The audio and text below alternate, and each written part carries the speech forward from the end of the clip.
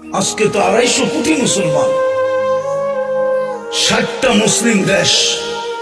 যে সময় 313 জন ছিল ওই সময় তো এই দুরবস্থা ছিল না। আজকে 250 কোটির যে দুরবস্থা, মুসলমানের কোন দেশ ছিল না তখনও তো এই দুরবস্থা ছিল না।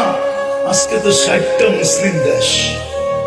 ওই সময় তো এই দুরবস্থা ছিল না, যখন পেটে ভাত ছিল না, শরীরে কাপড় ছিল না, পায়ে জুতা ছিল না, মাথা গুটার টাই ছিল না, তখন তো এই দুরবস্থা ছিল না। আজকে তো মুসলমানের চেয়ে খায় না কেউ, বেশি খায় না। দুনিয়ার কেউ মুসলমানের চেয়ে বেশি আইটেম চিনেও না, খায়ও না। এই জন্যই তো আজকে দুরবস্থা। নাইলে আমার যুগ বিয়োগে তো মিলে না, আপনাদের মিলে কিনা জানি না। আমি 14 বছর আগে ফিলিস্তিন দেখছি, 14 বছর আগে। এই 2 চোখে দেখছি, এই 2 চোখে, এই 2 পায়ে আমি চষা বেড়াইছি।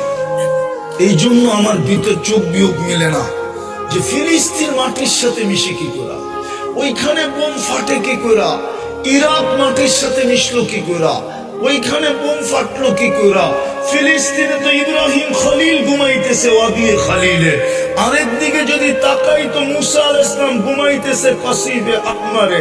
মধ্যখানে তো দেখি 70 জন নবীর কবর চিহ্নিত, যেখানে মুসলমানের কিবলা, প্রথম কিবলা, যেখানে সম্মিলন হয় মেরাজের রাত্রে 1.25 লক্ষ নবীদের। শরীরে ইমামতি করেন দোজাহানের বাদশাহ মুহাম্মদুর রাসূলুল্লাহ। প্রশংসা শুনান আল্লাহ, ওইখান থেকে টেক আপ করেন আরশে। ওইখানে ঘটে কি করা, আল্লাহ করে তো করে কি।